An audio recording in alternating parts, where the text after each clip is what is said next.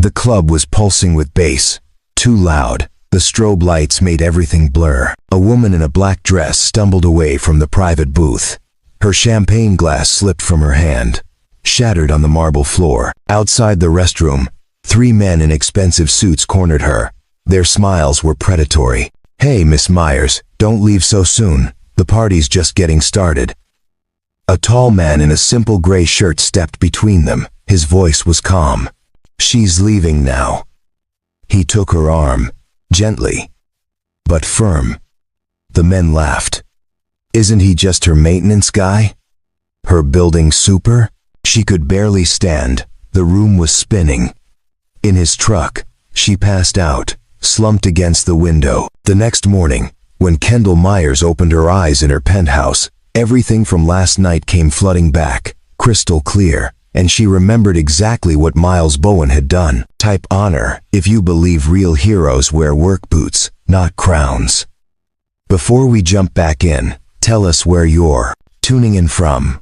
And if this story touches you, make sure you're subscribed because tomorrow, I've saved something extra special for you.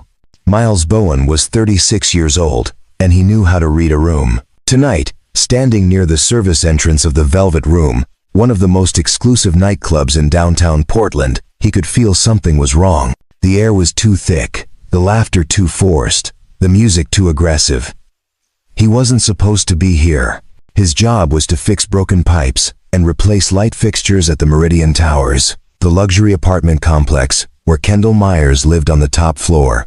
But she had mentioned this event yesterday while he was repairing her kitchen sink, something about a celebration for closing a major real estate deal, and she'd looked uncomfortable even talking about it.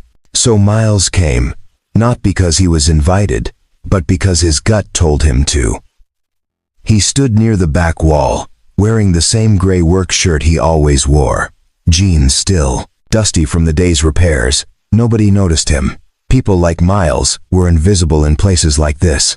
The club was full of developers, investors, people in designer clothes holding crystal glasses. Miles didn't belong here, and he knew it. But he also knew that sometimes the people who belonged were the ones you needed to watch out for.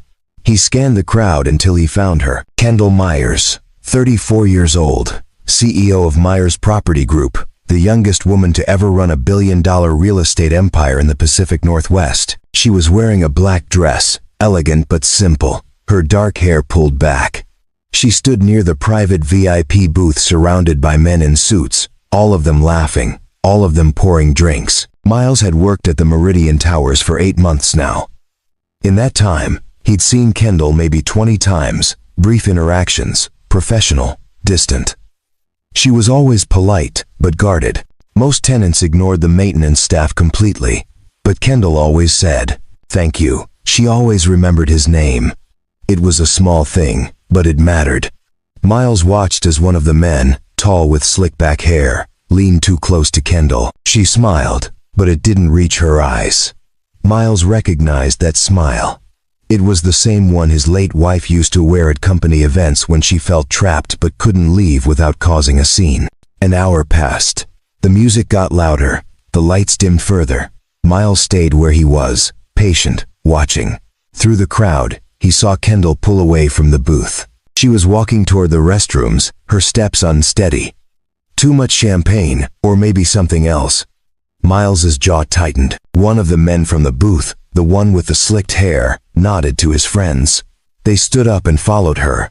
Miles moved before he even thought about it. He weaved through the dancing crowd, past the bar, toward the back hallway where the restrooms were.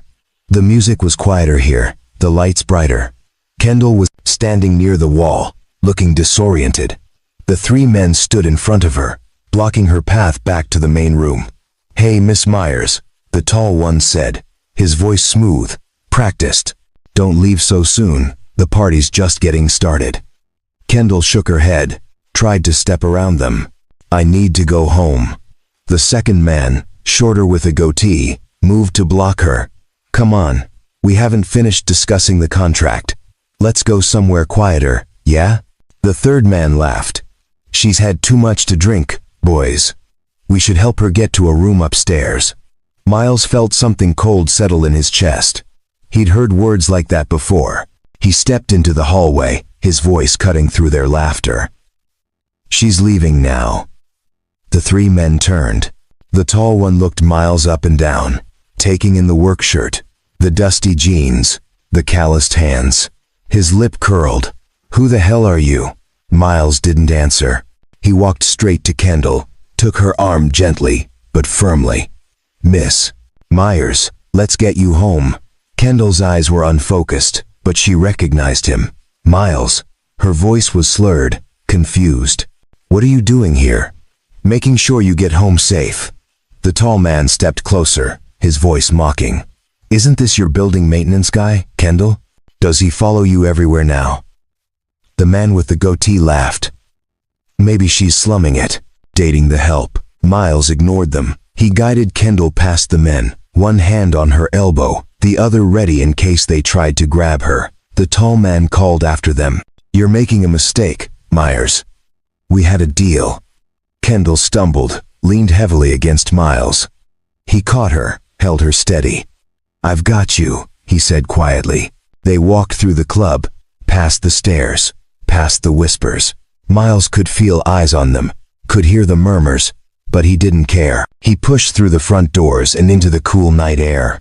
His truck was parked 2 blocks away, a beat-up Ford with a toolbox in the back. He helped Kendall into the passenger seat, made sure she was buckled in. Her head lolled to the side, her eyes closing. "Miles," she mumbled, barely conscious. "Thank you." He didn't respond. He closed the door, walked around to the driver's side, and started the engine. The drive through Portland's empty streets was quiet. Miles kept glancing at Kendall. Her breathing was shallow, her face pale. He thought about just taking her home, dropping her off at the Meridian, calling it done. But those men, the way they'd talked, the way they'd looked at her, he couldn't shake it. What if they followed? What if they had a key to her building? What if the doorman let them up? Miles made a decision. He pulled into the underground parking garage of the Meridian, used his maintenance keycard to access the private elevator, and took Kendall up to her penthouse on the 22nd floor. The apartment was massive, floor-to-ceiling windows overlooking the city, modern furniture, cold and pristine like a showroom. Miles had been here dozens of times to fix things, but it never felt lived in.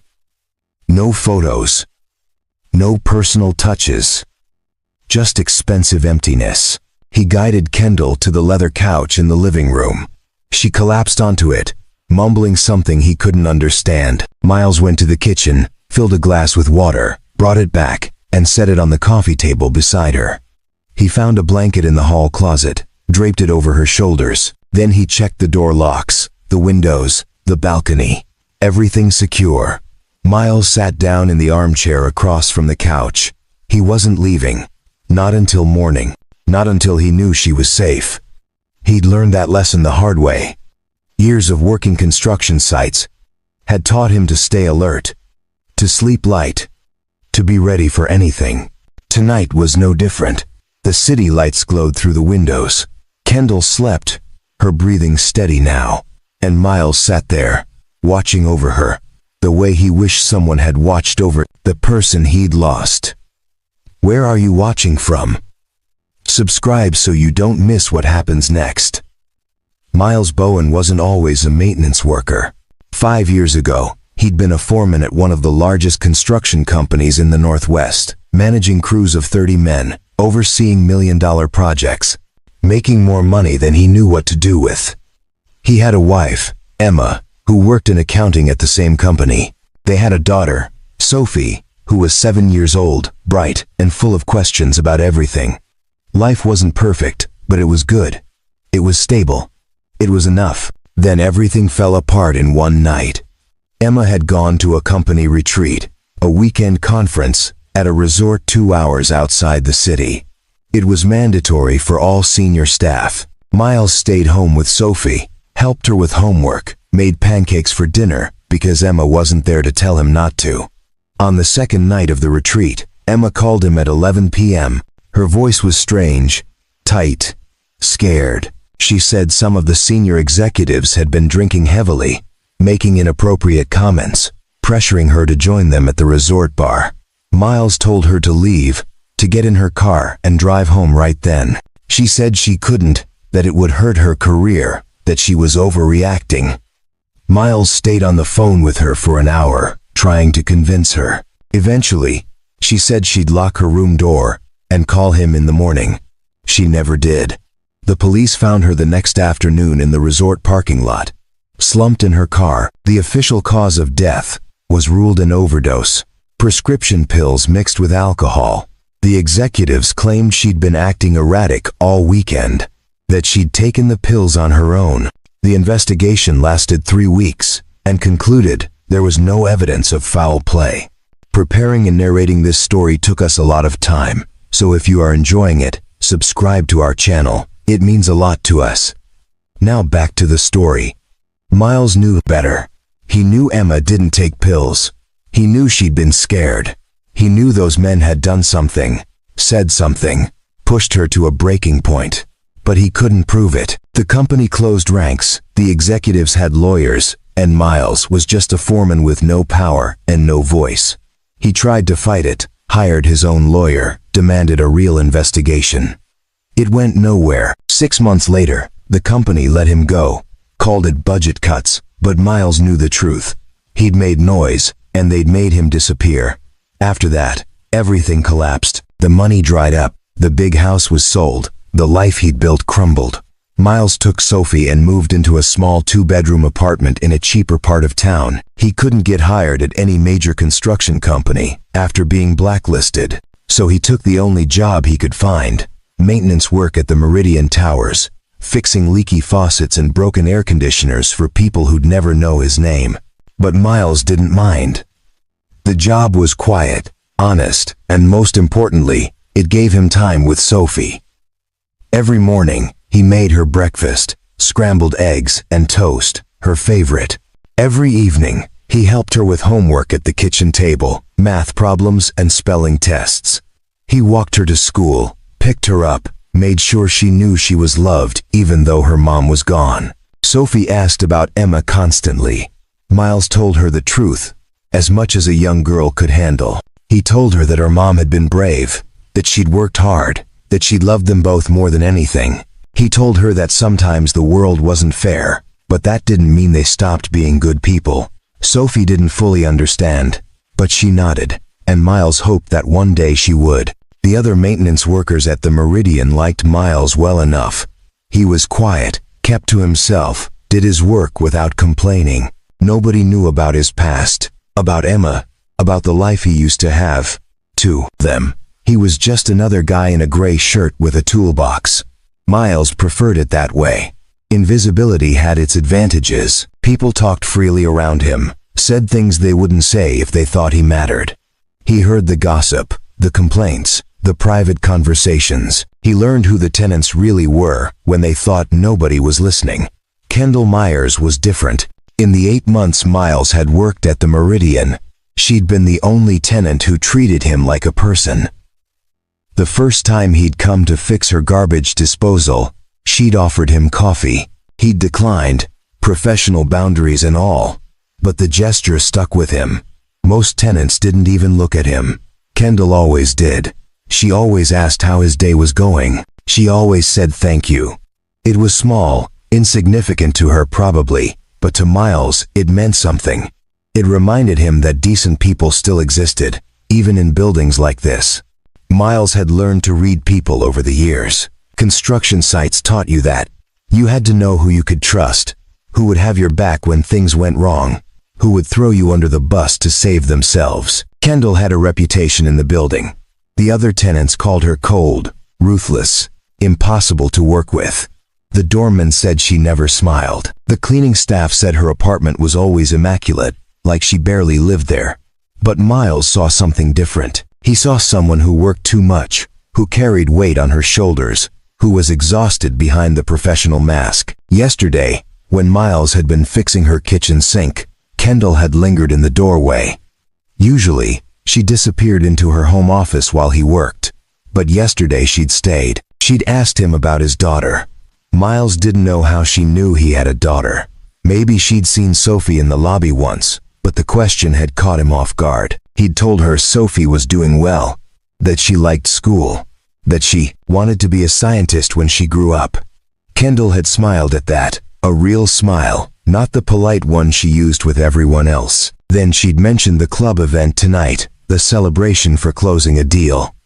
She'd said it casually, but Miles heard the tension underneath. She didn't want to go.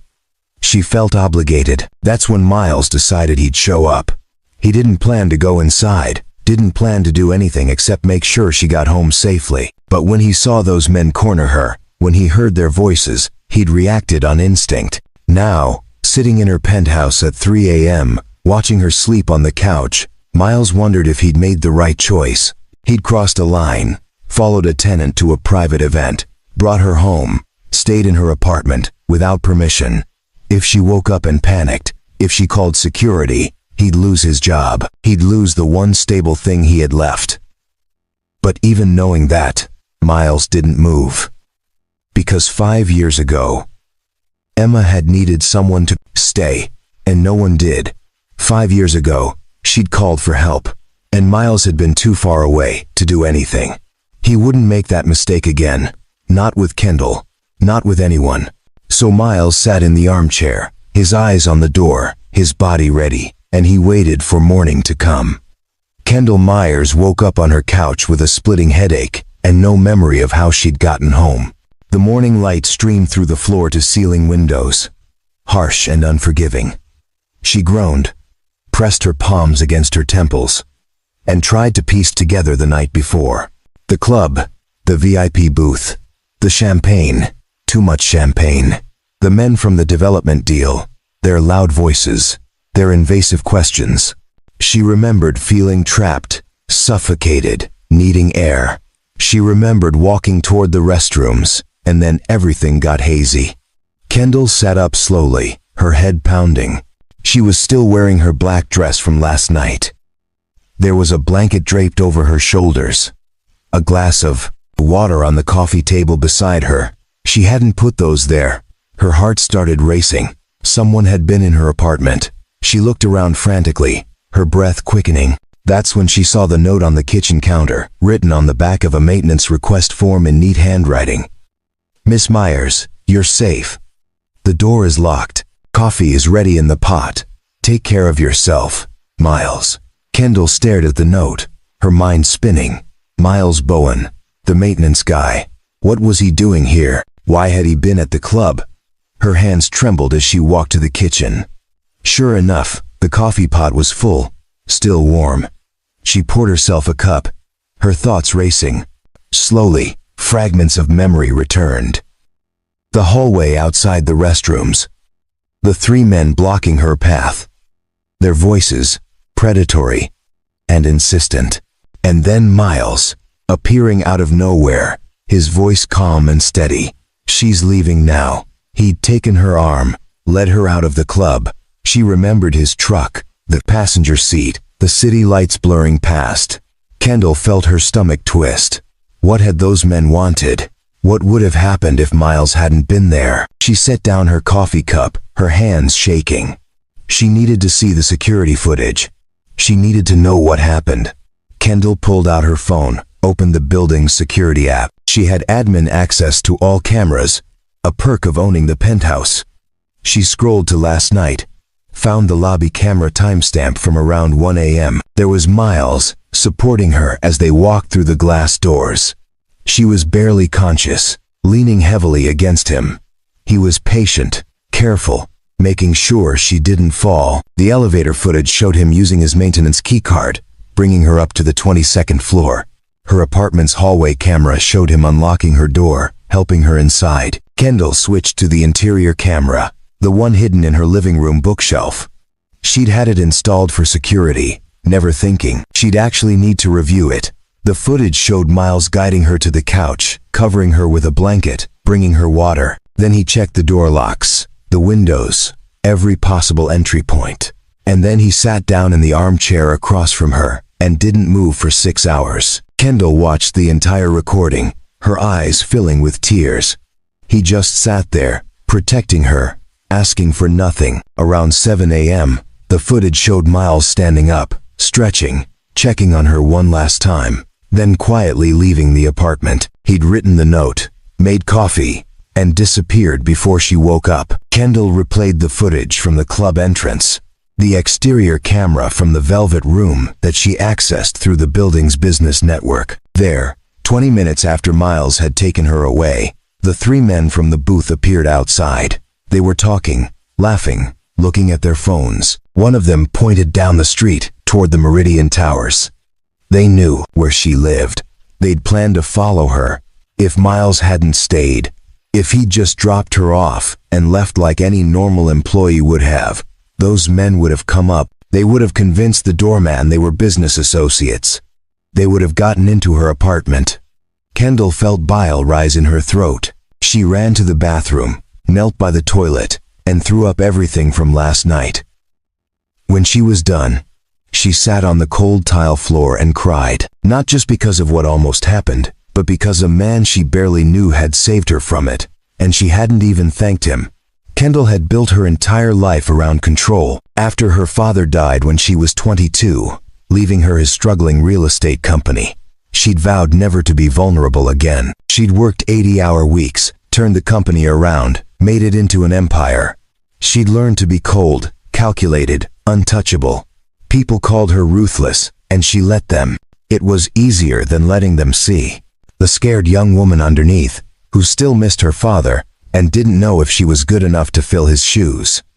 In 12 years, Kendall had built Myers Property Group into a billion-dollar operation. She'd closed deals that made headlines, outmaneuvered competitors twice her age, earned respect through sheer force of will. But respect wasn't the same as trust. Kendall didn't trust anyone. Every business partner had an agenda. Every investor wanted something. Every man who smiled at her was calculating what he could gain. That's why she lived alone in this cold, pristine penthouse. That's why she kept people at arm's length. That's why the only conversations she had were professional, transactional, safe. Miles Bowen had been the maintenance worker at the Meridian for 8 months. Kendall knew his name because she made it a point to know the names of people who worked in her building. It was basic decency, something her father had taught her. But she didn't know anything else about him. She didn't know he had a daughter. She didn't know what his life was like outside of fixing her broken appliances. She'd never asked, and he'd never offered. Their interactions had been brief, polite, forgettable. Except they weren't forgettable, not really. Kendall remembered every time Miles had come to her apartment. She remembered the way he worked, efficient and quiet, never making small talk unless she initiated it. She remembered the way he always cleaned up after himself, left her space exactly as he'd found it. She remembered, 3 months ago, when her kitchen faucet had broken at 11 p.m. and flooded her countertop. She'd called the emergency maintenance line, expecting some annoyed worker to show up and do a half job. Miles had arrived within 20 minutes, tools in hand, and fixed it without complaint. He'd even stayed an extra hour to make sure there was no water damage to the cabinets below. When Kendall had tried to tip him, he'd refused. "Just doing my job, Miss Myers." That was all he'd said. Yesterday's conversation had been the longest they'd ever had. Kendall had asked about his daughter on impulse, trying to be friendly, trying to connect with someone in a way that didn't involve business. Miles had lit up when he talked about Sophie. His whole demeanor changed, the quiet reserve melting away for just a moment. Kendall had seen genuine love in his eyes, the kind of uncomplicated devotion she'd never experienced herself. Then she'd mentioned the club event, and she'd seen something flicker across his face. Concern. Maybe. Or recognition. Like he understood what she wasn't saying, that she dreaded going, that she felt trapped by obligation. Kendall hadn't thought anything of it at the time, but now, sitting on her bathroom floor, she realized Miles had understood. He'd cared enough to show up, to watch over her, to intervene when no one else would. A man she barely knew had risked his job, maybe even his safety, to protect her, and she didn't even know why. Kendall showered, changed into professional clothes, and tried to compose herself. It was Saturday morning, but she had work to do. She always had work to do. That's how she'd built her empire, by never stopping, never slowing down, never letting anyone see weakness. But today felt different. Today she couldn't focus. Her mind kept replaying the security footage, kept seeing Miles sitting in that chair all night, watching over her. She needed to find him, needed to thank him, needed to understand why he'd done it. Kendall grabbed her keys and headed down to the maintenance office in the basement of the Meridian. The office was small, cramped, filled with tools and work orders pinned to a corkboard. A younger man, probably mid-20s, was sitting at the desk eating a sandwich. He looked up when Kendall entered, his eyes going wide. "Miss Myers, is something broken? I can come up right now, and..." Kendall held up a hand. "I'm looking for Miles Bowen. Is he working today?" The young man shook his head. Miles took the day off. He never takes days off, but he called this morning and said he needed to be with his daughter. "Is everything okay? Did he mess something up?" "No," Kendall said quickly. "He didn't mess anything up. Do you have his address?" The young man looked uncomfortable. "I'm not supposed to give out personal information about employees." Building policy. Kendall understood policy. She'd written half the policies in this building. But this was different. "It's important. I need to speak with him." The young man hesitated, then wrote an address on a sticky note and handed it over. "He lives in Park Rose, about 20 minutes east. Apartment 4B. Kendall thanked him and left. 20 minutes later, she was pulling up to a modest apartment complex in a neighborhood that looked nothing like her world of glass towers and luxury penthouses. The building was old, the paint was peeling, and the parking lot had more potholes than pavement.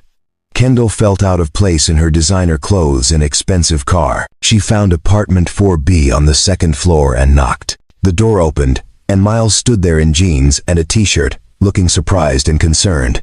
"Miss Myers, what are you doing here? Is something wrong with your apartment?" Behind him, Kendall heard a young voice. "Dad, who is it?" Miles glanced back. "Just someone from work, Sophie. Stay inside for a minute, okay?" He stepped into the hallway and closed the door behind him. "Is everything all right?" Kendall didn't know where to start. "I watched the security footage from last night. All of it. I saw what you did, Miles. I saw you stay all night. I saw those men who came, looking for me." Miles's expression didn't change. "You were in no condition to be alone. I did what anyone should have done. But you're not just anyone. You're my maintenance worker. You shouldn't have even been at that club. Why were you there?" Miles was quiet for a moment, choosing his words carefully. "You mentioned the event yesterday when I was fixing your sink. You looked uncomfortable talking about it. I had a feeling something might go wrong. So you followed me?" Kendall's voice rose slightly, confusion mixing with gratitude. "I didn't follow you. I showed up to make sure you were safe. There's a difference." Kendall felt tears threatening again. "Those men, the ones from the booth, they came to my building. If you hadn't stayed, if you just left me there." "But I didn't leave you," Miles interrupted gently. "And nothing happened. You're safe. Why?" Kendall's voice broke. "Why would you risk your job? Risk everything? For someone you barely know?" Miles looked at her for a long moment, and Kendall saw something painful flash across his face. "Because 5 years ago, someone I loved needed help, and nobody stayed. I won't let that happen again. Not to anyone." Before Kendall could respond, the apartment door opened, and a young girl peeked out. She had dark hair and braids, and curious brown eyes. "Dad, you said we were going to the park." Miles turned. "We are, sweetheart. Just give me one more minute." Sophie looked at Kendall with open curiosity. "Are you Dad's boss?" Kendall smiled despite herself. "I'm one of the people he works for. Yes. He talks about you sometimes. He says you're always nice to him." Kendall felt her heart twist. She'd thought their interactions were meaningless, forgettable. But Miles had mentioned her to his daughter. "Your dad is a very good man," Kendall said softly. Sophie beamed. "I know. He's the best." Miles gently guided Sophie back inside. "Go get your jacket. We'll leave in 5 minutes."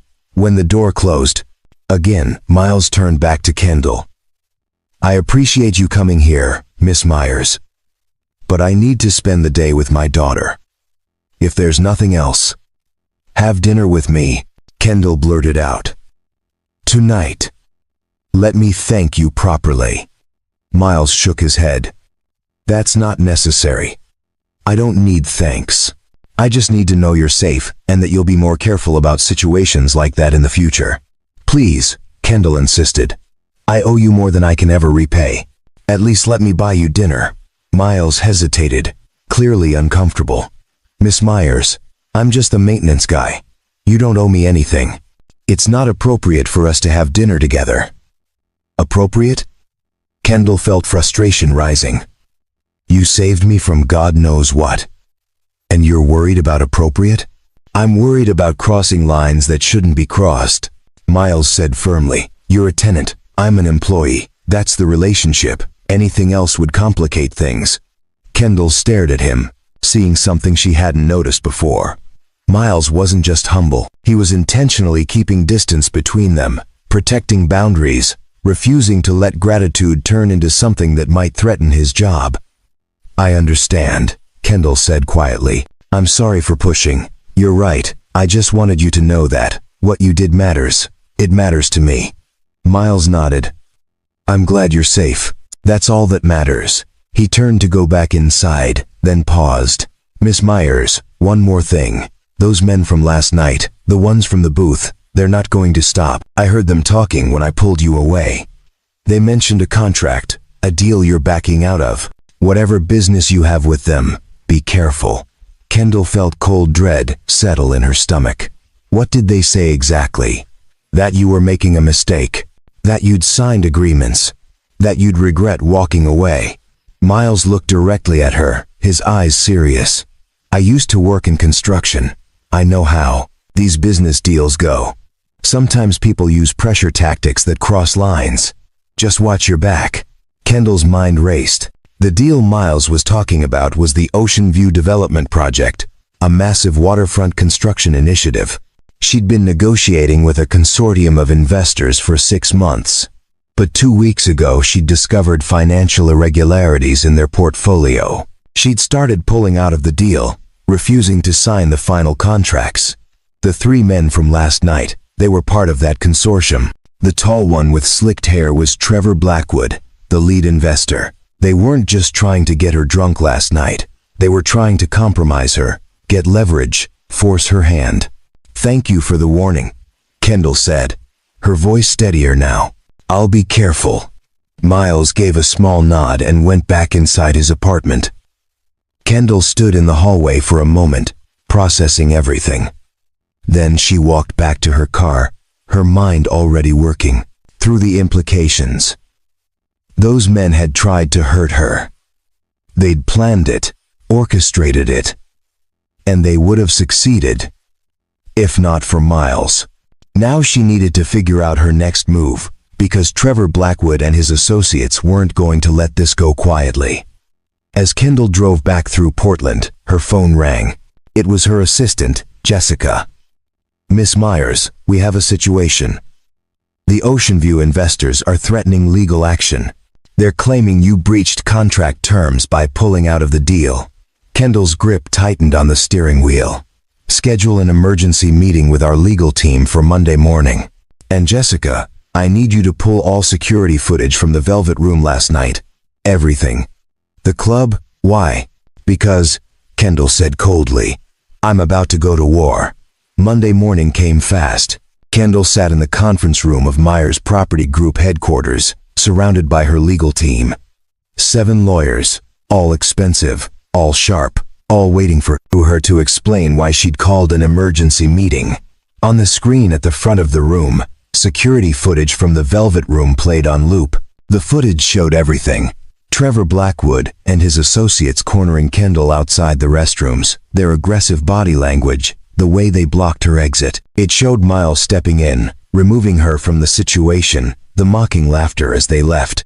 And most importantly, it showed the 3 men 20 minutes later, standing outside the Velvet Room, checking their phones, pointing toward the Meridian Towers.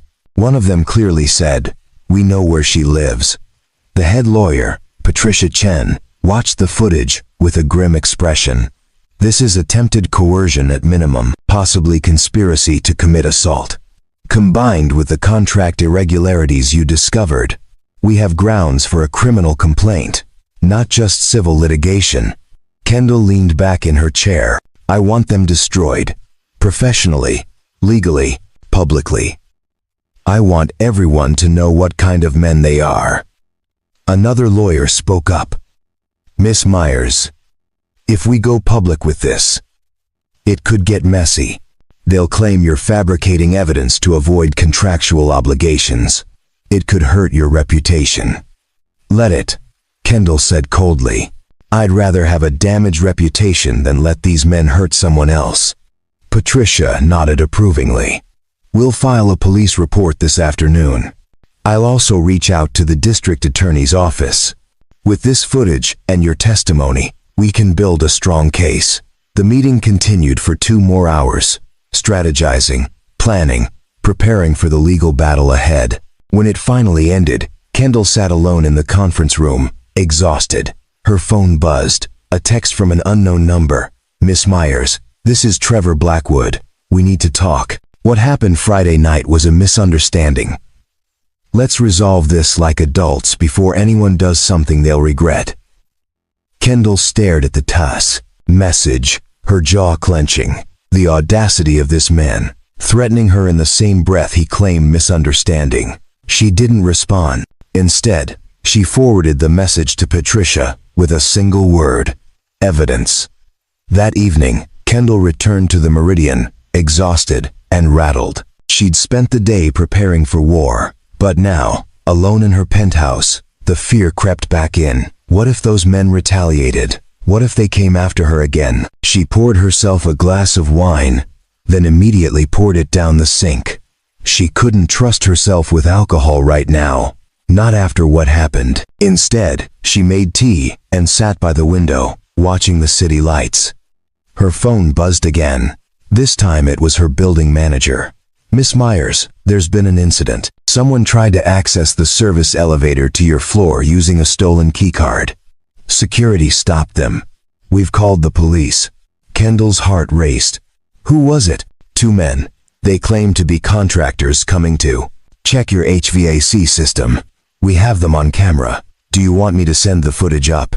"Yes, immediately." 5 minutes later, Kendall was watching her building's security footage. The 2 men were unfamiliar, but their demeanor was aggressive, pushy. They weren't contractors. They were hired muscle. Kendall called Patricia. "They just tried to get into my building. They sent people after me." Patricia's voice was sharp, focused.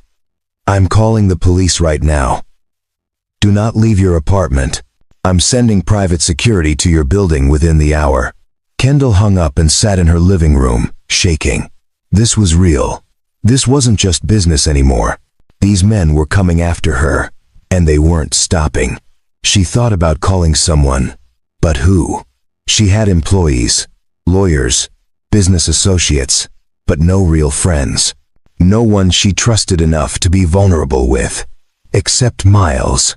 The thought came unbidden, but once it was there, Kendall couldn't shake it. Miles had already saved her once, but she couldn't ask him to do it again. It wasn't fair. It wasn't appropriate. He had a daughter to think about. A knock on her door made Kendall jump. She checked the security camera. It was Miles, still in his work clothes, holding his toolbox. Kendall opened the door, confused. "Miles, what are you doing here?" "It's almost 8 p.m. Miles looked uncomfortable. The building manager called all maintenance staff about the security incident. He said someone tried to access your floor. I wanted to check on you, make sure you're all right." Kendall felt tears well up. "You didn't have to do that."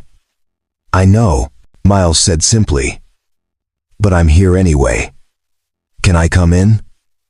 Kendall stepped aside. Miles entered and immediately went to check the door locks, the windows, the balcony, just like he had on Friday night. "Everything looks secure," he said, "but if you're worried, I can install additional locks on your door. Take me about an hour."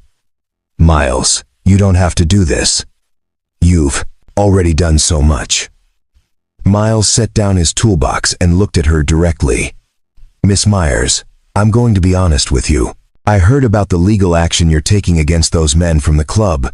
Word travels fast in this building, and I'm guessing they're not happy about it. Kendall nodded, her voice small. They sent people here tonight. Tried to get to my apartment. Miles's expression darkened. Then you need better security. And you need to not be alone until this is resolved. I have lawyers handling it. I'll be fine. Will you? Miles's voice was gentle, but firm. Because from where I'm standing, you look terrified, and you have every right to be. Kendall felt her composure cracking. I don't know what to do. I'm used to fighting business battles. But this feels different. This feels personal and dangerous. Miles was quiet for a moment. My wife Emma went through something similar. She was afraid, and she didn't tell anyone how bad it was until it was too late. So, I'm going to ask you directly. Do you feel safe right now? Kendall looked at him, at this man who barely knew her, but kept showing up anyway, and she told the truth. No, I don't feel safe. Miles nodded. Okay. Then here's what's going to happen. I'm going to install extra locks on your door. I'm going to give you my personal cell number. And if anything happens, anything at all, you call me immediately. Understood? You have a daughter to take care of. I can't ask you to. You're not asking. I'm offering. Sophie is staying with my sister this week, while I work late on some building renovations. I have time. Let me help. Kendall wanted to argue, wanted to insist she could handle this alone. But the truth was she couldn't. She was scared, truly scared, for the first time in years. Okay, she whispered. Thank you. Miles picked up his toolbox. Let me get started on those locks. You should eat something. You look like you haven't eaten all day. He was right. Kendall hadn't eaten. She went to the kitchen and made a simple sandwich while Miles worked on her door. The sound of his tools, the presence of another person in her apartment. It was comforting in a way Kendall hadn't expected. For the first time since Friday night, she felt like maybe, just maybe, she was going to be okay. Miles finished installing the additional locks around 10 p.m.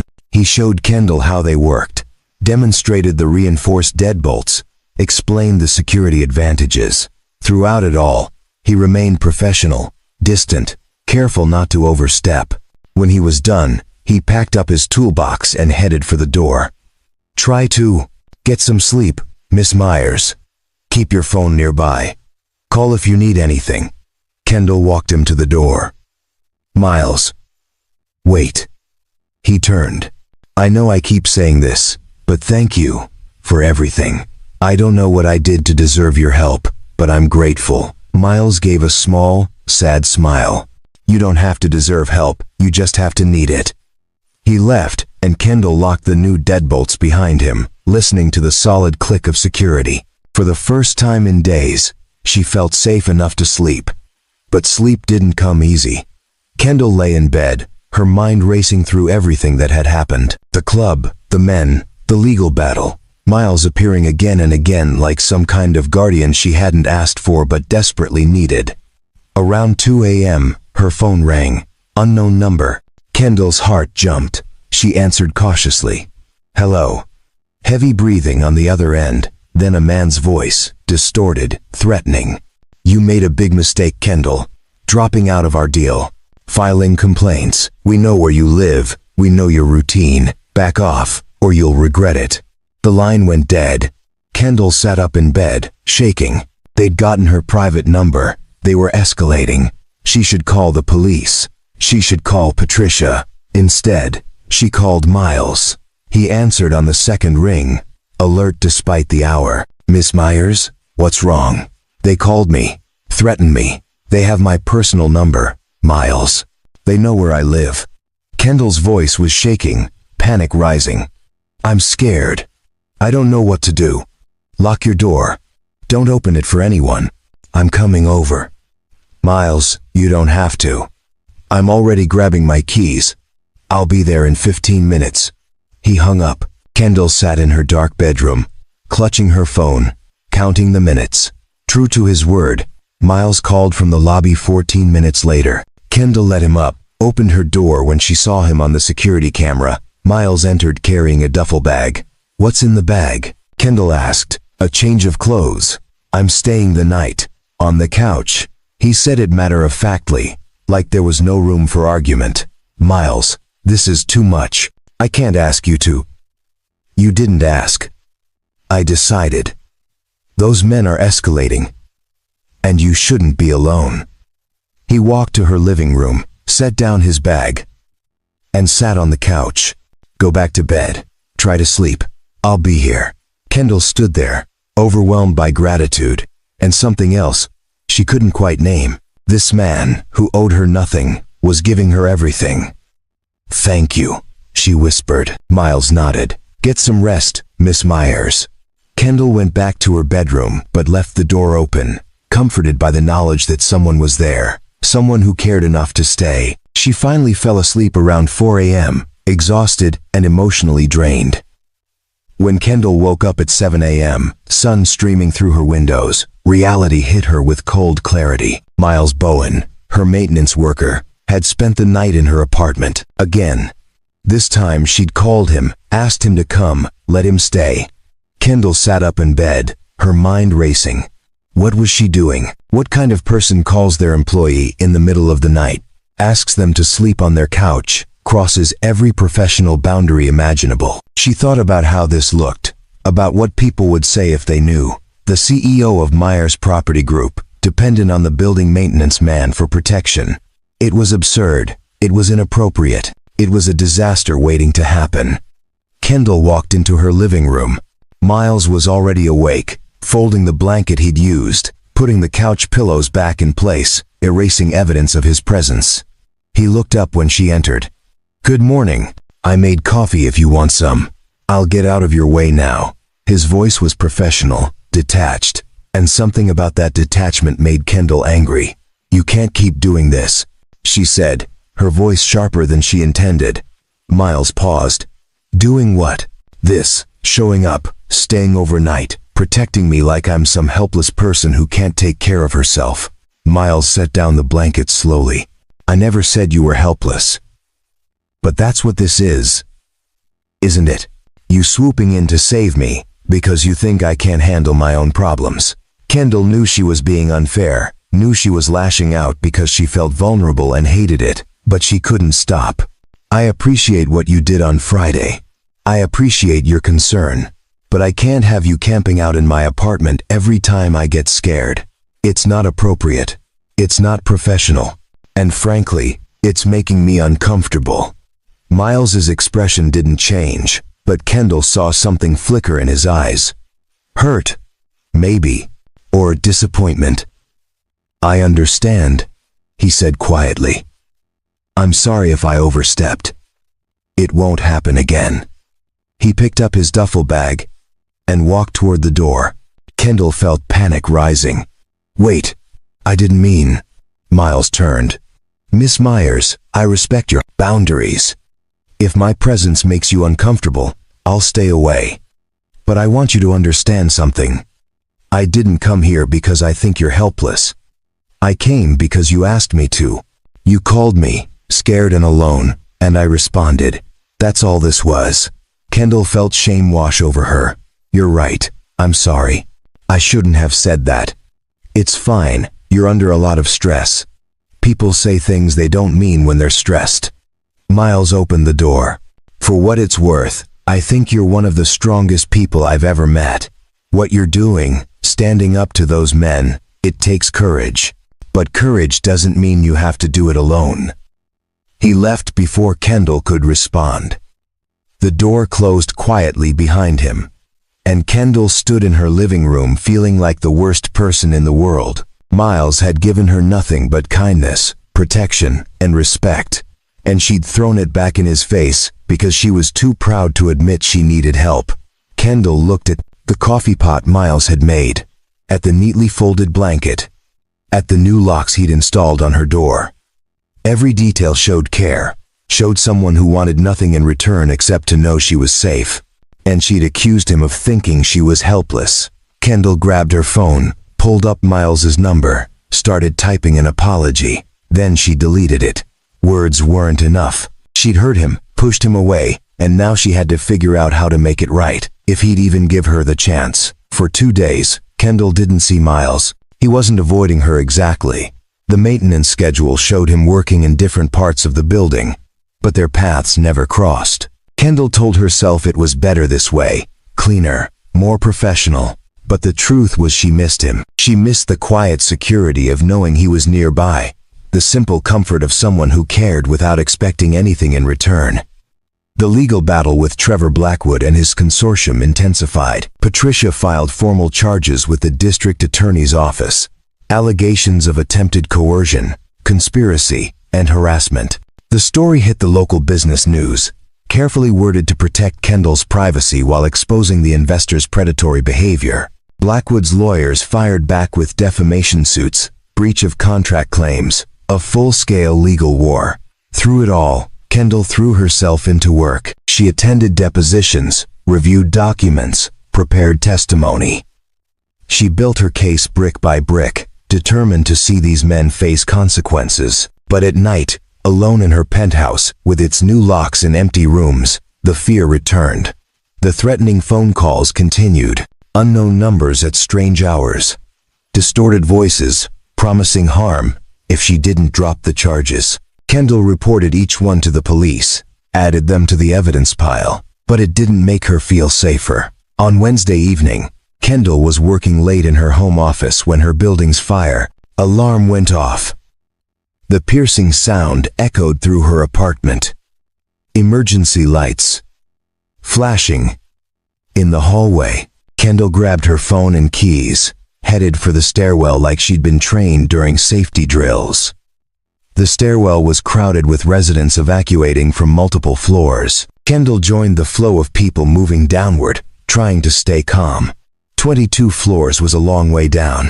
Around the 15th floor, Kendall noticed 2 men behind her, who didn't match the typical Meridian demographic. They were younger, rougher, wearing maintenance uniforms that looked wrong somehow. One of them was watching her too closely. Kendall's heart started racing. She picked up her pace, tried to blend into the crowd of evacuating residents. But the stairwell was narrow, packed, and the 2 men were getting closer. On the 10th floor landing, one of them reached out and grabbed her arm. "Miss Myers, we need to talk to you about." Kendall yanked her arm away. "Don't touch me." The second man moved to block her path down the stairs. "Just 5 minutes of your time. Our employer wants to resolve this situation peacefully." The other residents kept flowing past, oblivious or unwilling to get involved. Kendall looked around frantically for security, for help, for anyone. That's when she heard a voice from below, calm but commanding. "Step away from her. Now." Miles appeared on the landing below, moving up the stairs against the flow of evacuating residents. He was still in his work clothes, covered in dust, but his expression was steel. The 2 men looked at Miles, sized him up. The first one sneered. "This doesn't concern you, friend. Walk away." "Last warning," Miles said quietly. "Step away from her." The second man laughed. "Or what? You're gonna fight us in a crowded stairwell? There are cameras everywhere, buddy. You'll lose your job." Miles didn't respond with words. He moved up the stairs with surprising speed, positioned himself between Kendall and the 2 men. His stance was protective, ready, the posture of someone who knew exactly how to handle a physical confrontation. The first man started to reach for Kendall again. Miles caught his wrist, twisted it just enough to make the man wince, and pushed him back against the stairwell wall. "Touch her again and cameras will be the least of your problems." The second man pulled out his phone. "I'm calling the police. This is assault." "Good," Miles said. "Call them. I'm sure they'll be interested in why you're harassing a woman during a building evacuation, especially when there's an active restraining order against your employers." The 2 men exchanged looks.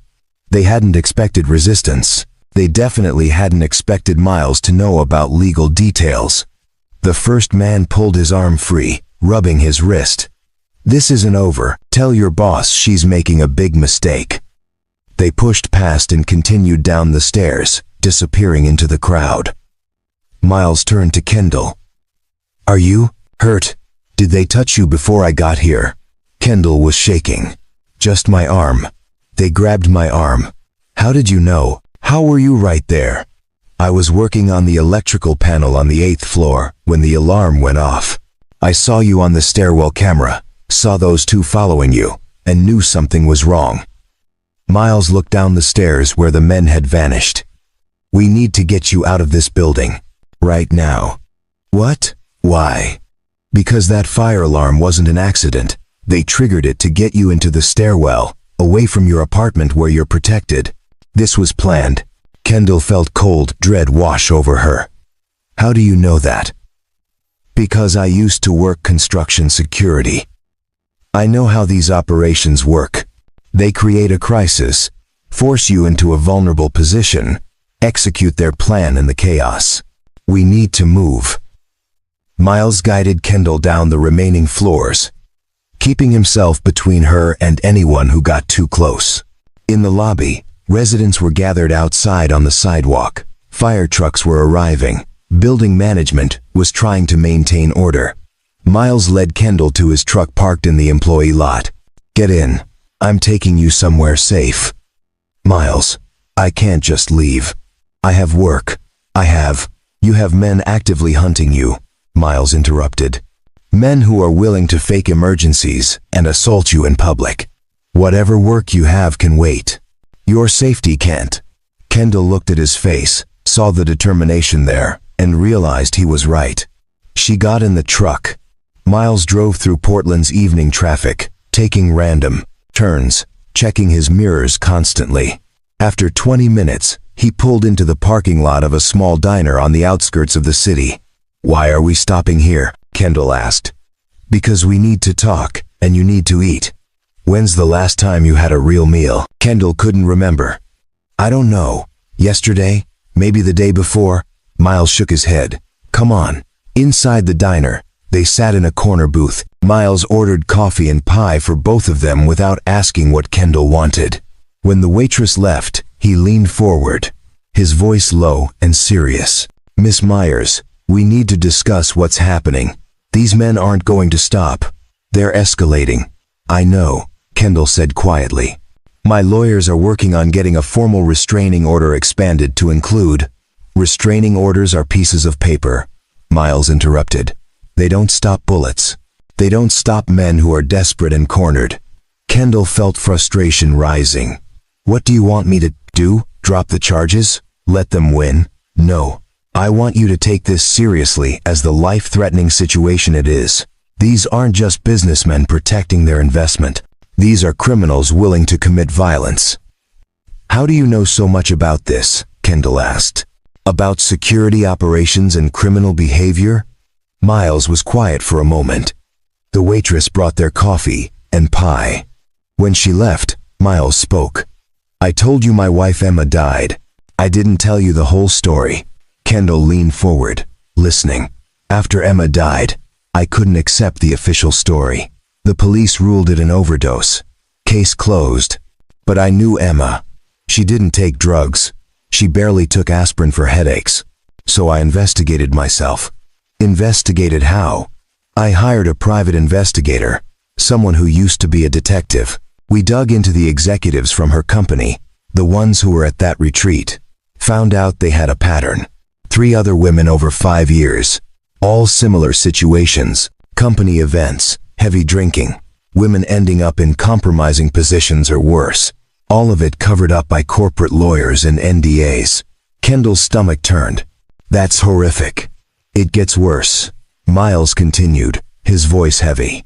"We built a case, had evidence, witness statements from women who'd been paid to stay quiet. I took everything to the district attorney's office." "What happened?" Kendall asked, though she had a sinking feeling she knew. "Nothing. The company had connections. The executives had friends in the DA's office. My evidence was deemed insufficient. The case was dropped before it even started. And then things got dangerous. Miles took a sip of his coffee, his hands steady but his eyes distant. I started getting threats. Phone calls in the middle of the night. Men following me when I picked up Sophie from school. Someone broke into my apartment and left a message on my bathroom mirror. 2 words written in red paint. Stop looking. Kendall covered her mouth with her hand. Oh my God, Miles. I had a choice, Miles said. Keep fighting and risk Sophie's safety, or walk away and keep my daughter alive. I chose Sophie. I dropped the investigation, moved to a different part of the city, took a job where I could be invisible. That's why you became a maintenance worker, Kendall said, understanding dawning. You weren't running away. You were protecting your daughter. I was surviving, Miles corrected. And I was living with the knowledge that I let Emma's killers walk free, that I didn't have the courage to see it through. You had a young girl to raise. That's not cowardice, Miles. That's being a father. Miles looked at her directly. Maybe, but every day I live with the guilt. Every day I wonder if I gave up too easily, if I could have done more. Is that why you keep helping me? Kendall asked softly. Because you see Emma in me. No, Miles said firmly. I see someone who's fighting back, someone who's refusing to be silenced. You're doing what I couldn't do, and I'll be damned if I let you face it alone. Kendall felt tears rolling down her cheeks. I pushed you away. I said horrible things to you. You were scared and overwhelmed. I understand that. No, you don't understand, Kendall insisted. I've spent my whole life building walls, keeping people out, not trusting anyone. And then you show up. This person who keeps giving and giving, asking for nothing. And I didn't know how to handle it. I'm not used to people being kind without wanting something in return. Miles reached across the table, stopped just short of taking her hand. Not everyone wants something, Miss Myers. Some people just want to help. Please call me Kendall, she said. After everything you've done, I think we're past formalities. Miles smiled, small, but genuine. Okay, Kendall. They sat in that diner booth for another hour, drinking coffee, talking about things that had nothing to do with legal battles or threats. Miles told her about Sophie's latest science project, about the time she accidentally created a baking soda volcano that destroyed their kitchen table. Kendall told him about her father, about learning the real estate business at his side, about the impossible shoes she was still trying to fill 12 years later. For the first time in days, Kendall felt something other than fear. She felt understood. When they finally left the diner, it was almost 10 p.m. Miles drove Kendall back to the Meridian, but this time she didn't argue when he insisted on coming upstairs to check her apartment. While Miles examined the locks and windows, Kendall stood in her living room and made a decision. Miles, I need to ask you something, and I need you to be honest with me. He turned from the window. What is it? The men who threatened you 5 years ago, the ones who left that message in your apartment, are you still afraid of them? Miles considered the question carefully. Every day. But I'm more afraid of becoming this kind of person who looks away when someone needs help. Kendall took a deep breath. Then I'm going to ask you something that's completely inappropriate and crosses every professional boundary we have. Will you stay? Not just tonight, but until this is over. I'll pay you. I'll compensate you for the risk. I don't want your money, Miles interrupted gently. But yes, I'll stay. Not because you're paying me. Because it's the right thing to do. Kendall felt relief flood through her. Thank you. And Miles? I'm sorry for what I said the other morning. You're not making me uncomfortable. You're the only person who makes me feel safe. Miles nodded, understanding in his eyes. I know. Now get some rest. Tomorrow, we're going to figure out how to end this. The next morning, Kendall woke to the smell of coffee and something cooking. She walked into her kitchen to find Miles making breakfast, eggs and toast, simple but perfect. He'd clearly been up for a while, his laptop open on the counter showing security camera feeds from multiple angles of the building. You didn't have to make breakfast, Kendall said, sitting at the counter. Miles slid a plate in front of her. Sophie says I make the best scrambled eggs in Portland. I figured you should find out if she's right or just biased. Kendall took a bite. She's right. These are incredible. They ate in comfortable silence for a few minutes. Then Miles closed his laptop and turned to face her. I've been thinking about your situation all night. The legal approach is important, but it's not enough. These men are operating outside the law, which means you need to expose them in a way that makes continuing impossible. What do you mean? Kendall asked. I mean we need to make this public. Unavoidably, undeniably public. Not just business news and legal filings. Real exposure that destroys their credibility and their ability to operate. Kendall considered this. My lawyers have advised against going too public. They think it could compromise the legal case. Your lawyers are thinking about winning in court, Miles said. I'm thinking about keeping you alive. These men have proven they're willing to cross lines. We need to make the cost of continuing higher than the benefit of silencing you. How do we do that? Miles pulled up a file on his laptop. We build a complete picture. Not just what happened to you, but what they've done to others. I did some research last night, called in some favors from my private investigator days. Trevor Blackwood and his consortium have a history. He showed Kendall a document, names and dates. Incidents spanning 8 years.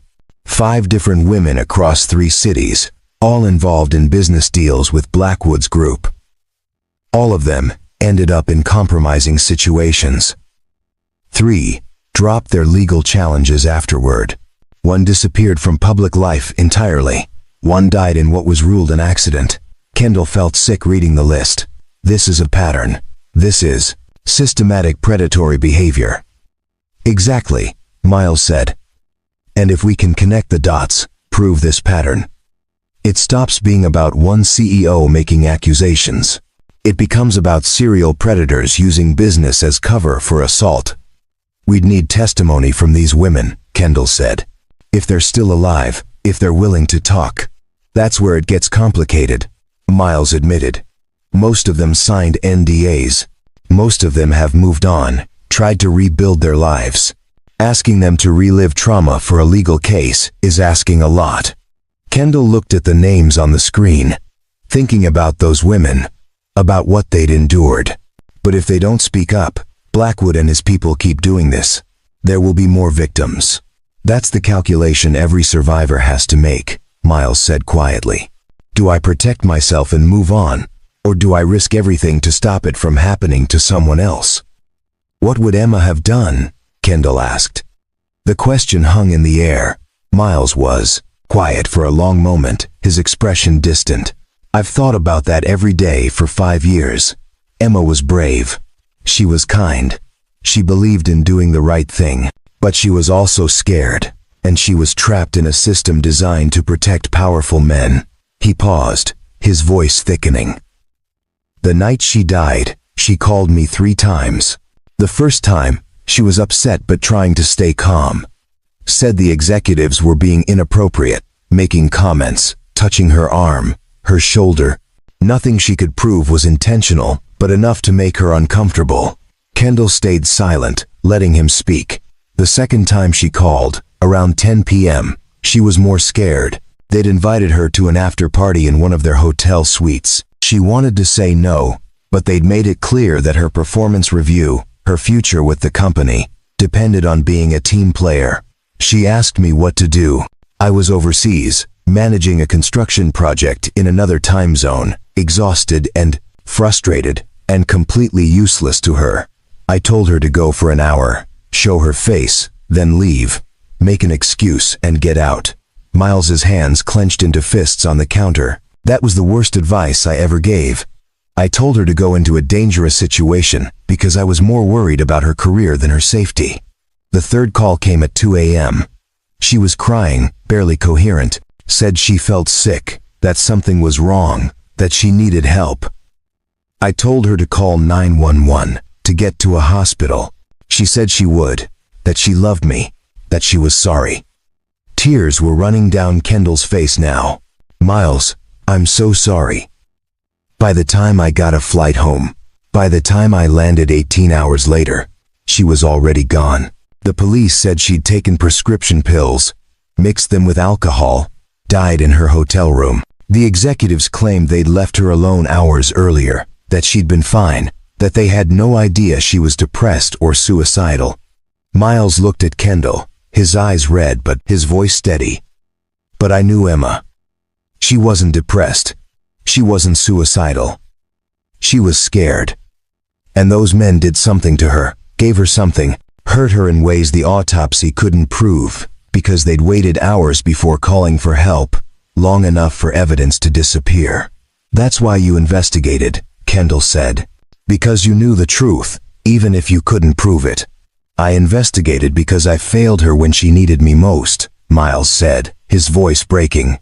Because I gave her bad advice, because I wasn't there, because I chose my career over her safety that night. Kendall reached across the counter and took his hand. You didn't kill Emma. Those men did. And you didn't fail her. The system failed her. The police failed her. The company failed her. You were thousands of miles away, trying to survive in an impossible situation. But I lived, Miles said. I got to come home and bury her and raise our daughter and move on with my life. Emma didn't get that. She got a closed casket and a brief obituary that called it a tragic accident. They sat there, hands clasped, two people who'd both lost something irreplaceable and were both trying to figure out how to keep living anyway. Finally, Kendall spoke. Tell me about her. Not about how she died. Tell me about who Emma was. Miles smiled through his tears. She was funny. Like, genuinely hilarious. She could find humor in anything, even the worst situations. When we were first married, we were so broke we could barely afford groceries. Emma turned it into a game, seeing who could make the best meal, from whatever random ingredients we had left. She once made a feast from ramen noodles, canned tuna, and optimism. Kendall laughed despite her tears. She sounds amazing. She was, Miles said. She was also terrible at directions. We'd be driving somewhere, and she'd insist she knew the way, and we'd end up lost in the most random places. But she loved it, loved the adventure of getting lost, said it made life interesting. How did you meet? Kendall asked. College, Miles said. I was studying construction management. She was studying accounting. We met in a general education math class, both of us confused about calculus and desperately trying not to fail. We started a study group, which turned into coffee dates, which turned into actual dates, and then suddenly, we were planning a future together. When did you know you wanted to marry her? Miles thought about it. There wasn't one moment. It was 1,000 small moments. The way she laughed at my terrible jokes. The way she remembered tiny details about my day. The way she made me feel like I was the most important person in her world, even when I was just a broke college kid with more dreams than prospects. She sounds like she really loved you, Kendall said softly. She did, Miles agreed. And I loved her, still do, in the way you love someone who shaped who you are. But I've also had to learn to live without her. To be a father to Sophie without falling apart, to find meaning in a world that took away the person I thought I'd spend my life with. Is that why you're so protective? Kendall asked. Because you couldn't protect Emma? Partly, Miles admitted. But it's more than that. After Emma died, after the investigation went nowhere, I realized how many people face these situations alone. How many women are pressured, threatened, hurt by powerful men who know the system will protect them. I couldn't save Emma, but I can try to make sure other people don't go through what she did. That's incredibly brave, Kendall said. No, Miles corrected. It's incredibly necessary. There's a difference. Brave is doing something despite your fear. Necessary is doing something because not doing it would make you someone you can't live with. They sat there for a long moment. The morning sun streaming through the windows, two people who'd both been broken by loss and were both trying to build something meaningful from the pieces. Finally, Miles spoke. So here's what I'm asking you, Kendall. Are you willing to fight this fight all the way? to expose these men publicly, to contact those other women and ask them to come forward, to risk everything on the possibility that this time justice might actually work. Kendall thought about Emma, about those other women on the list, about the next person who'd cross Trevor Blackwood's path if nobody stopped him. "Yes," she said firmly. "I'm willing, but I can't do it alone. I need you with me." Miles squeezed her hand. "I'm not going anywhere. We're going to end this. Together." The next 2 weeks were a blur of activity. Miles and Kendall worked together, building their case with the precision of architects constructing a fortress. Miles reached out to his former private investigator contacts, people who knew how to dig through corporate records and find what others wanted buried. Kendall used her business connections, her influence in the real estate world, to open doors that would normally stay locked.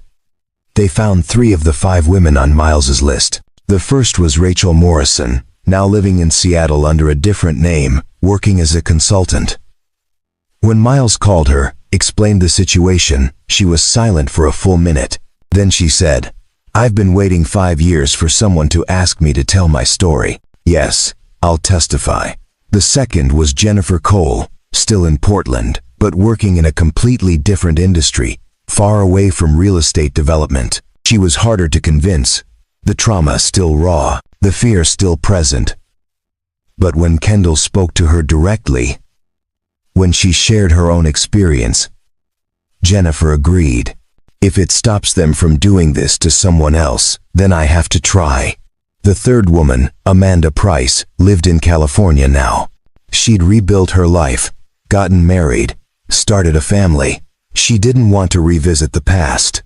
"I signed an NDA," she said. "I took their money. I moved on. I can't help you." Kendall understood. "I respect your decision, Amanda. But if you change your mind, we'll be here." 2 days later, Amanda called back. "My daughter just turned 8. I keep thinking about the world she's growing up in, about the men she'll have to deal with someday. I can't protect her from everything, but maybe I can make things a little bit better. I'll testify." With 3 women willing to come forward, Miles and Kendall brought everything to Patricia Chen. The lawyer reviewed the evidence, the testimonies, the documented pattern of behavior spanning 8 years. Her expression was grim, but determined. "This changes everything. This isn't just about your case anymore, Kendall. This is about bringing down an entire operation." Patricia coordinated with the district attorney's office, with investigators who specialized in organized corporate crime. The case grew bigger than any of them had anticipated. It wasn't just Trevor Blackwood and his consortium. It was shell companies, money laundering, bribery of public officials, a web of corruption that touched dozens of people in positions of power. The investigation took 3 weeks. During that time, Kendall moved out of the Meridian temporarily, staying in a secure location that Patricia's firm arranged. Miles stayed with her, along with professional security that Patricia insisted on. Sophie came too, excited about the adventure of staying in a fancy hotel, unaware of the danger her father was protecting everyone from. Kendall got to know Sophie during those weeks. The young girl was bright, curious, full of the same quiet determination her father had. She asked endless questions about buildings and business, and why people made bad choices. Kendall answered as honestly as she could, amazed at how Sophie processed complex moral issues with the clarity only young people seemed to possess. "So these bad men tried to hurt you," Sophie said one evening while they were eating takeout dinner in the hotel suite. "And my dad stopped them. That's what heroes do, right?" Kendall looked at Miles, who was pretending not to listen from across the room. "Your dad is definitely a hero, Sophie." Sophie beamed. "I already knew that. He's my dad." The breakthrough came on a Tuesday morning. Patricia called with news that made Kendall's hands shake. The DA is filing formal charges, not just against Blackwood and his partners, but against 17 people in total. Conspiracy, attempted assault, witness tampering, fraud, corruption of public officials. This is big, Kendall. National news. Big. "What about the women?" Kendall asked. "Rachel, Jennifer, Amanda. Are they protected?" witness protection. Protocols are in place. And more importantly, we have enough evidence that their testimony, while powerful, isn't the only thing holding the case together. We have financial records, communications, security footage. These men are done.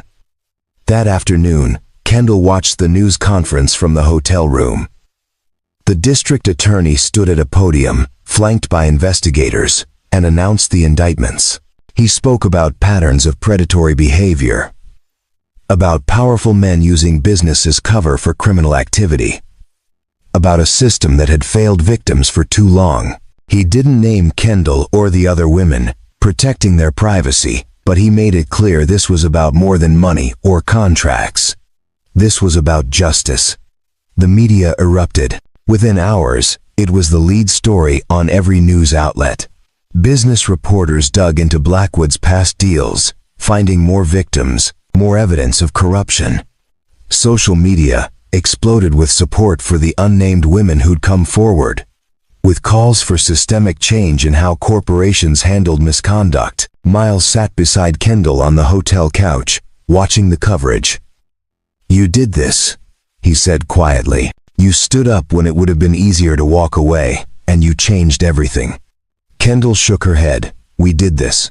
I couldn't have done any of it without you." Sophie climbed between them, looking at the TV with confused curiosity. "Why are all those people talking about bad men?" Miles pulled his daughter close. "Because sometimes when bad people do bad things, good people have to speak up. And when they do, things get better." "Did the good people win?" Sophie asked. Miles looked at Kendall, then back at his daughter. "Yes, sweetheart. This time, the good people won." 2 days later, Kendall returned to the Meridian. The building felt different somehow. Lighter. Safer. The doormen greeted her warmly. The security team nodded with respect. Other tenants who'd previously ignored her stopped to say they'd seen the news and were glad she was safe. Miles helped her move back into her penthouse. As he checked the locks one final time, Kendall made a decision. "Miles, I need to talk to you about something important." He turned from the window. "What is it?" "Your job, working maintenance at this building.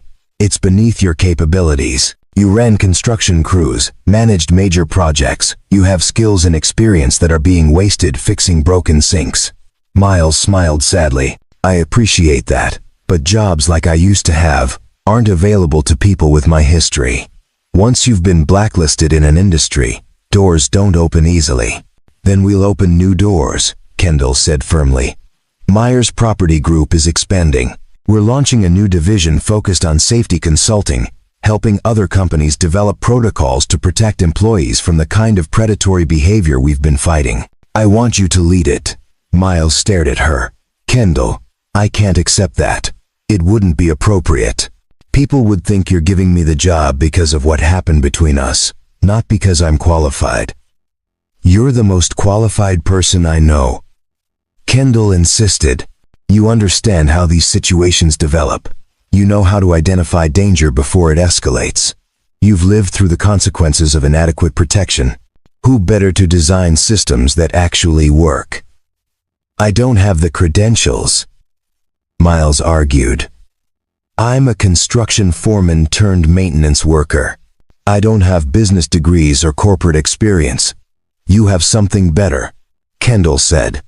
"You have integrity. You have compassion. You have the lived experience that makes you understand what's at stake. The rest we can teach you." Miles was quiet, considering. What about Sophie? This kind of job would mean travel, long hours, time away from her. "So we build flexibility into the role," Kendall countered. "Remote work when possible, schedule built around her school calendar, whatever you need to make it work.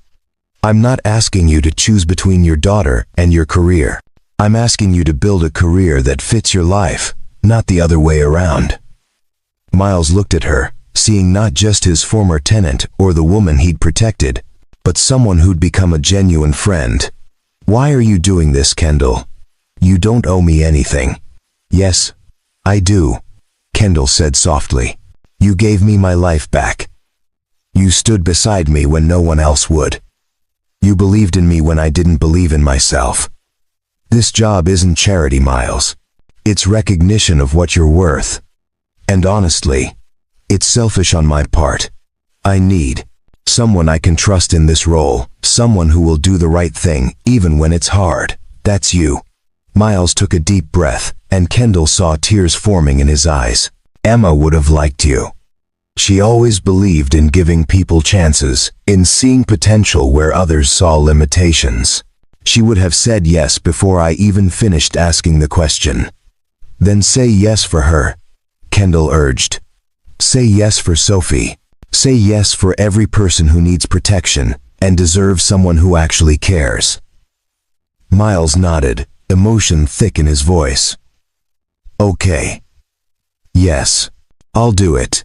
Kendall smiled, feeling something shift in her chest, something that felt like hope. There's one more thing. The official announcement of the new division, the press conference introducing our safety initiatives. I want you there beside me. I want everyone to know that this program exists because one person had the courage to stand up when it mattered. I don't need recognition, Miles said. I know. But other people need to see you. They need to see that ordinary people can make extraordinary differences, that heroes don't always wear suits and titles. Sometimes they wear work boots and carry toolboxes. Miles laughed, wiping his eyes. You're not going to let me hide in the background anymore, are you? Not a chance, Kendall said. You've spent 5 years being invisible. It's time people saw you for who you really are. The press conference was scheduled for the following week. Kendall spent those days preparing, working with her team to develop the safety initiative, drafting protocols, establishing partnerships with advocacy organizations. Miles worked beside her, contributing insights from his experience, helping shape a program that would actually protect people rather than just check corporate boxes. On the night before the press conference, Kendall and Miles sat in her penthouse, reviewing the final speech. Sophie was asleep in the guest room, peaceful and safe. Are you nervous? Kendall asked. Terrified, Miles admitted, but in a good way. Like I'm finally doing something Emma would be proud of. Kendall reached across the table and squeezed his hand. She's already proud of you. Look at Sophie.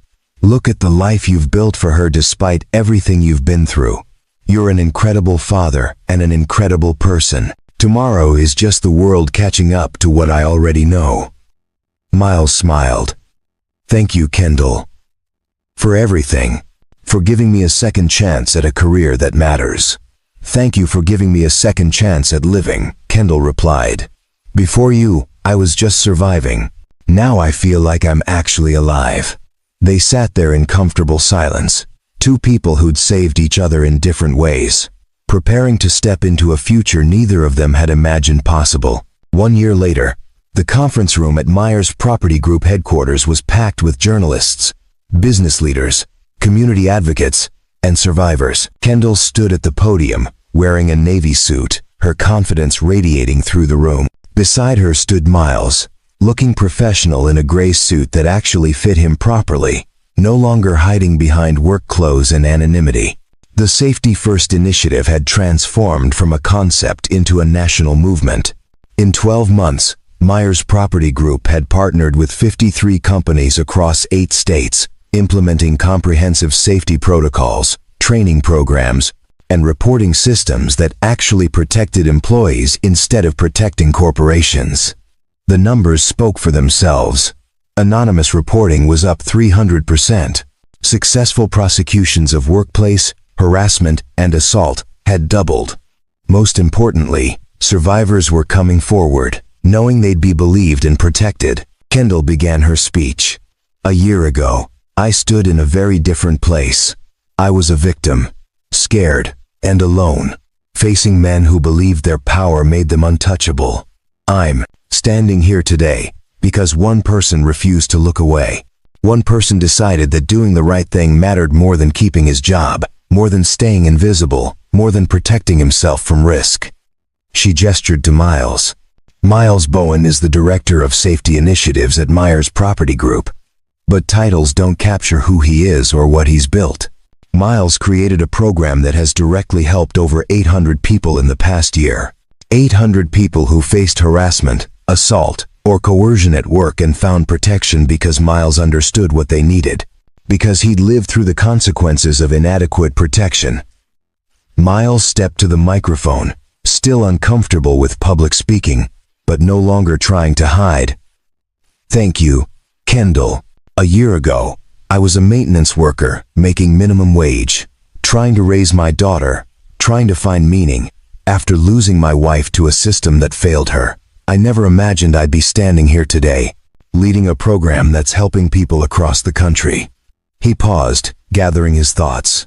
My wife Emma died because nobody stayed. Because people looked away when she needed help.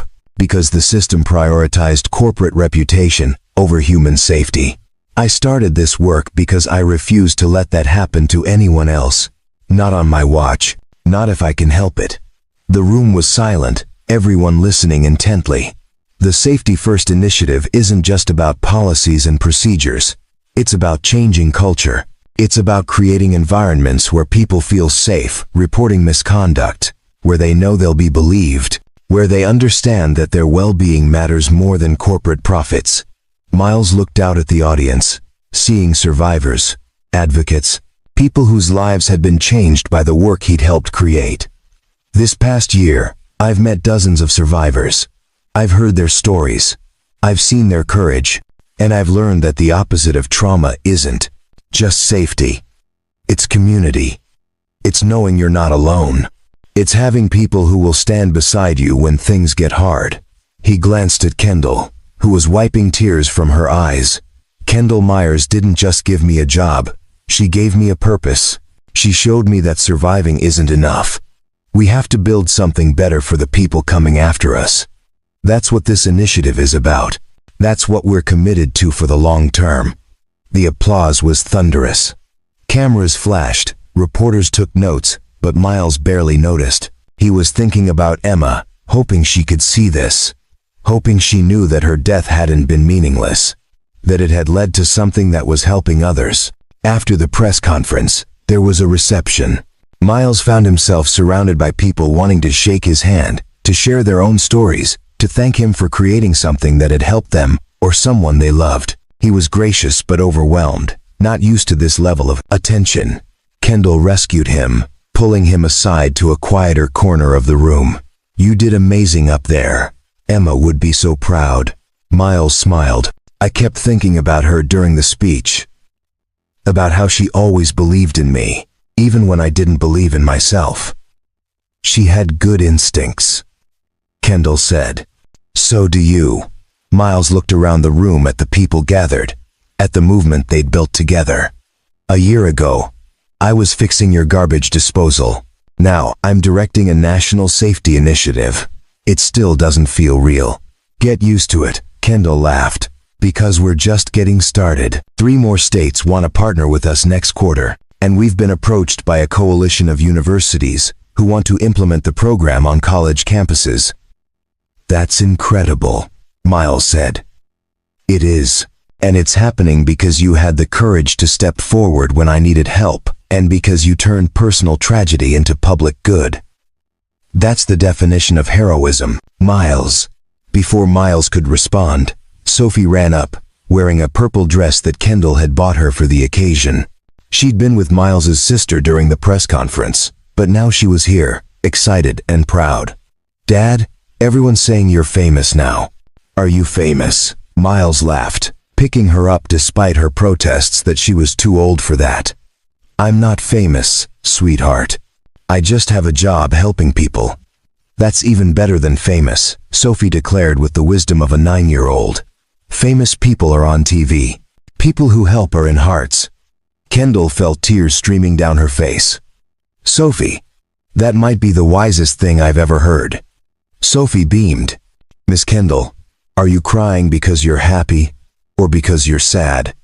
Happy, Kendall said, kneeling down to Sophie's level. So happy that I got to meet your dad, and so happy that I got to meet you. Sophie hugged her, spontaneous and warm. I'm happy too. Dad smiles more now, He used to be sad all the time, but now he smiles. Miles met Kendall's eyes over Sophie's head, and she saw gratitude there, and something else. Something that looked like the beginning of healing. The evening continued, more conversations, more connections, more evidence that the work they'd started was making real differences. As the crowd thinned, Kendall and Miles found themselves on the balcony overlooking Portland, the city lights spreading out below them like stars. "Do you remember the first time we really talked?" Kendall asked. "When you fixed my kitchen sink and I mentioned that horrible club event." "I remember," Miles said. "You looked trapped, like you were dreading it but felt obligated to go. That's when I decided to show up, just to make sure you were okay." "Thank God you did," Kendall said quietly. "I don't want to think about what would have happened if you hadn't been there." "You would have survived," Miles said firmly. "You're stronger than you know." "Maybe, but I wouldn't have thrived. I wouldn't have built this program or found my purpose. I definitely wouldn't have found a friend who sees me as a person, not just a CEO or a business connection." Miles smiled. "You know, when I took that maintenance job at the Meridian, I thought I was accepting defeat. I thought I was hiding from the world, playing it safe because I'd failed at everything that mattered. And now," Kendall asked, "now I realize I wasn't hiding. I was being positioned. Everything I went through, everything I lost, it was preparing me for this, for helping you, for building this program, for turning Emma's tragedy into something that saves lives." Kendall leaned against the balcony railing. "Do you think Emma knows? Wherever she is, do you think she can see what you've built in her name?" "I have to believe she does," Miles said, "because the alternative, that all this pain and loss was for nothing, is unbearable. So I choose to believe that Emma knows, that she's proud, that somehow this work honors her memory." They stood in comfortable silence for a moment, two people who'd found each other at their lowest points and helped each other climb back up. "Miles," Kendall said carefully, "I need to tell you something. Over this past year, working beside you, building this program together, getting to know Sophie, I've realized something." Miles turned to her, attentive. "What's that?" "You've become my best friend. The person I trust most in the world. The person who makes me want to be better, kinder, more courageous." Kendall paused, choosing her words carefully. "I don't know if friendship is all this is or could be, and I'm not asking you to define it. I just wanted you to know that whatever this relationship becomes, it matters to me more than anything professional ever has." Miles was quiet, processing. "Kendall, you know I care about you deeply. This year has been transformative in ways I never imagined. But I also know I'm still healing from Emma. I'm still figuring out who I am beyond being a widower and a father." "I know," Kendall said quickly. "And I'm not asking you to figure it out right now. I just wanted to be honest. No expectations, no pressure, just truth." Miles reached out and took her hand. "How about this? We keep building what we've started. We keep being honest with each other. We keep showing up for each other. And we see where it leads, without forcing anything or rushing healing that needs time." Kendall squeezed his hand. "That sounds perfect." Behind them, through the glass doors, they could see Sophie talking animatedly with some of the advocacy leaders, explaining her science fair project with the same passion her father brought to his work. "She's amazing," Kendall said, watching her. "She is. And she loves you, you know. She told me last week that you're her favorite person besides me." Kendall felt her heart swell. "She's one of my favorite people too. She reminds me that good things still exist in the world. That not everyone is calculating and cold." "She reminds me of Emma sometimes," Miles said softly. "The optimism, the belief that people are fundamentally good. I'm terrified I'll mess her up. That my damage will break something beautiful in her." "You won't," Kendall said with certainty. "Because you keep showing up. You keep doing the hard work of healing while being present for her. That's what good parents do." Miles pulled Kendall into a hug, and she held him tight, this man who'd saved her in every way a person could be saved. "Thank you," he whispered, "for seeing me when I was invisible, for believing I was worth more than I believed about myself, for giving me a future I never thought possible." "Thank you for staying," Kendall replied, "for watching over me when you didn't have to, for choosing courage over safety, for teaching me that some people really are good, that trust isn't always a mistake." They stood there on that balcony, holding each other, two people who'd been broken by loss and were slowly, carefully, building something new from the pieces. Below them, Portland glowed with possibility. Above them, stars emerged in the darkening sky. And between them, in the space where pain had been, something like hope was growing. The camera pulled back, showing the building, the city, the vast world beyond. On Miles's truck parked below, a new company logo, Safety First Initiative, with smaller text underneath, "Because everyone deserves someone who stays." Subscribe if you believe real heroes don't wear capes. They wear courage and show up when it matters most. Up next, you've got two more standout stories right on your screen. If this one hit the mark, you won't want to pass these up. Just click and check them out. And don't forget to subscribe and turn on the notification bell so you don't miss any upload from us.